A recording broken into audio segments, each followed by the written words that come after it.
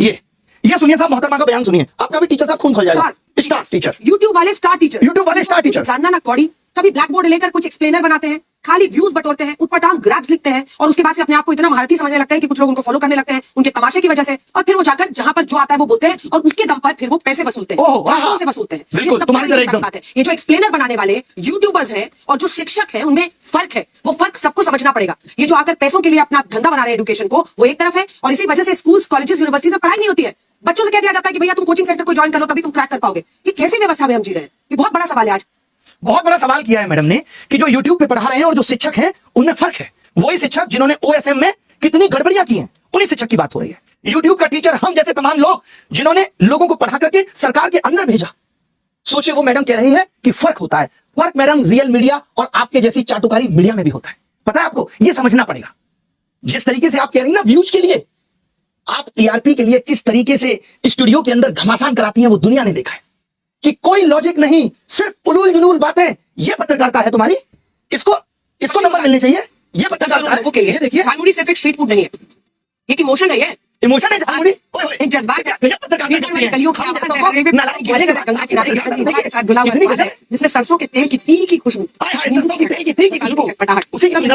एक ऐसी कहानी बनाते हैं जो हर बंगाली के दिल में बस जाती है। जो आपने पोएट्री चिपकाई है ना, कसम से मजा आ गया। सोचिए कैसे कैसे मीम बन रहे हैं तुम लोगों पे। जहां जाते हो वहां लोग मोदी मीडिया, गोदी मीडिया चिल्ला के संबोधित करते हैं। सड़क पे निकलने की औकात नहीं बची है, मालूम है? इस देश के एंकर्स की सड़क पे उतरने की औकात नहीं बची है। अब इनका जीवन स्टूडियो तक सीमित है। लोग गिरबान पकड़ के पूछ लेंगे कि क्या कर रहे हो। आपको तो चौथा स्तंभ कहा जाता था। पिछले साल रैंकिंग 153, इस साल 157 है, और वो यूट्यूब के एजुकेटर्स पे सवाल उठा रहे हैं। तुमने क्या किया भाई? कभी प्रधानमंत्री से तुम सवाल पूछ पाए? 56 इंच सीने के सामने तुम्हारा सीना तो आधा इंच का भी नहीं रहा कि पूछ पाओ देश की क्या हालत है, महंगाई पे सवाल कर पाओ। बल्कि तुम्हारी एंकर्स तो क्या कर रही है, ये देखिए साहब, ये है इनकी एंकर्स, और ये हमारे बारे में कमेंट करेंगे। ये देखिए, ये देखिए, ऊपर से देखा जाए तो हमने ऊपर के बजाय नीचे देखा तो नीचे इनके कमेंट पे सिर्फ गालियां थी। 1 मिलियन के करीब फॉलोअर्स हैं, पोस्ट पे 1000 लाइक नहीं है, और नीचे देखा हमने तो सिर्फ गालियां थी। क्या वफादारी की है तुमने देश के साथ? नहीं। कितने पेपर पिछले 7 साल में लीक हुए, 80 से भी ज्यादा पेपर, और कितने तुमने अपने स्टूडियो में लोगों को बुलाकर सवाल पूछे। तुम्हें सिर्फ टीआरपी चाहिए, इसलिए 4 प्रवक्ता बिठा लिए। आज क्या हो रहा है? पहले चाहते थे कि मीडिया आवाज उठाएगा, अब क्या उठाएगा मीडिया? आवाज खाक उठाएगा। देखिए मैडम ने आवाज उठाई, और किस तरीके की आवाज उठाई मैडम ने कहा ये टीचर्स, मालूम क्यों? क्योंकि ये टीचर्स आप लोगों की आवाज बन रहे हैं। इनको आपत्ति है कि ये क्यों शिक्षक आवाज उठा रहे हैं। इनका बस चले तो इन्होंने वेदांत जैसे बच्चे को पाकिस्तानी करार दिया। सोचिए, एक बच्चा जो ओएसएम सिस्टम का शिकार हुआ, जिसकी कॉपी को बदल दिया गया, उसको इन्होंने पाकिस्तानी बता दिया। आज आप देश में सवाल पूछेंगे तो आपको राष्ट्र विरोधी घोषित कर दिया जाए, और कुछ भी नहीं इसके अलावा। महंगाई पे ये लोग जस्टिफाई करने पे लगे हुए हैं कि महंगाई कुछ भी नहीं है। इस मंदबुद्धि पत्रकार को ये नहीं पता कि जब से पेट्रोल डीजल के दाम बढ़े हैं, ये लड़की नताशा यहां बैठी है, इसके मकान मालिक ने पर रूम 3000 किराया बढ़ा दिया, खाने की कीमतें बढ़ गई। और इसका छोड़िए, आज मैंने देखा यूपी में 10 रुपए प्रति यूनिट 10% बिजली के दामों में बढ़ोतरी हुई है, और ये क्या कह रहे हैं, ऊपर से कोई फर्क नहीं पड़ता। वाह, कमाल हो गया सर। शर्म आनी चाहिए तुम लोगों को। कभी देखो गिरेबान में झांक के, लोगों को नर्क में जगह मिल जाती है, तुम्हें वहां भी नहीं मिलेगी। शिक्षकों पे जैसे कौन, खान सर जैसे लोग भाई आवाज उठा रहे हैं। तो ये क्या कह रहे हैं कि ऐसे टीचर्स और तमाम शिक्षक आवाज उठा रहे हैं बच्चों की। कोई एसएससी की आवाज बन रहा है, कोई यूपी एग्जाम्स की आवाज बन रहा है, कोई एसएससी की आवाज बन रहा है। इनको आपत्ति है। ये कह रहे हैं कि इसीलिए यूनिवर्सिटी में पढ़ाई नहीं हो रही क्योंकि कोचिंग है, और जबकि उल्टा है कि यूनिवर्सिटी में पढ़ाई नहीं हो रही इसलिए कोचिंग बनी, क्योंकि भारत का एजुकेशन सिस्टम इतना कमजोर पड़ गया था। कमाल हो गया भाई। एक एक करके हर एक चीज पे बात करेंगे। बहुत अच्छा दुख है दिल के अंदर, इन सबकी भी गांठें तोड़ेंगे, बताएंगे हर एक चीज के बारे में। अंजना की बच्ची कह रही है कि यूट्यूब टीचर्स को 2 कौड़ी का ज्ञान नहीं होता।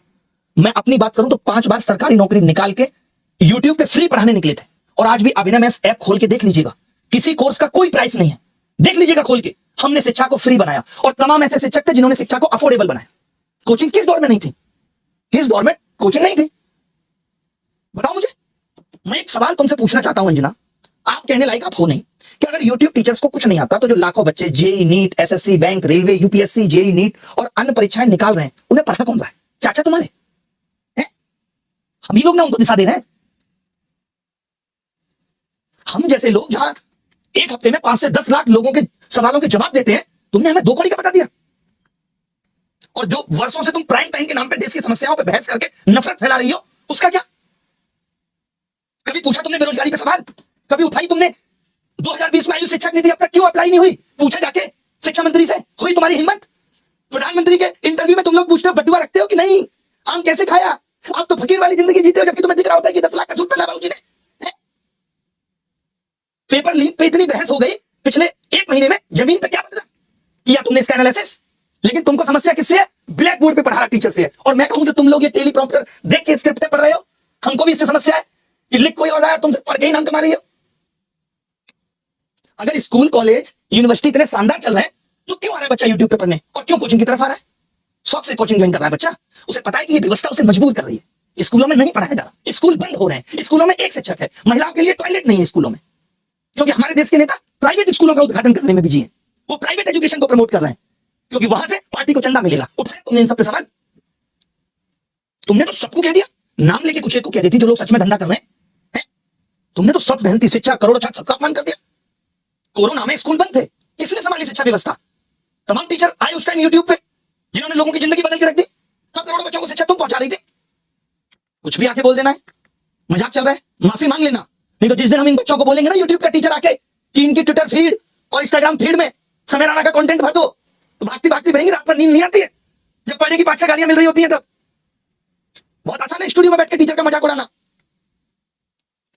हमें पता है कि हम जैसे लोग हैं जो बच्चे की फीस की चिंता कर रहे हैं, उसकी बेरोजगारी देख रहे हैं, भले ही 2 कौड़ी का ज्ञान हो हमारे पास, आवाज उठा रहे पेपर लीक पे। आपने कितनी उठा ली आवाज? तुम तो उस वक्त 2000 के नोट में तुम्हारी इस सहायिका चिप बता रही थी, झालमुड़ी पे तुम ज्ञान दे रही थी। मेलोडी क्यों मेलोडी होती है, इस पे देश का समय बर्बाद कर रही थी। बच्ची हो अभी, जिस दिन बैठ जाएंगे ना कुर्सी पे, बहस भूल जाओगी क्या होती है।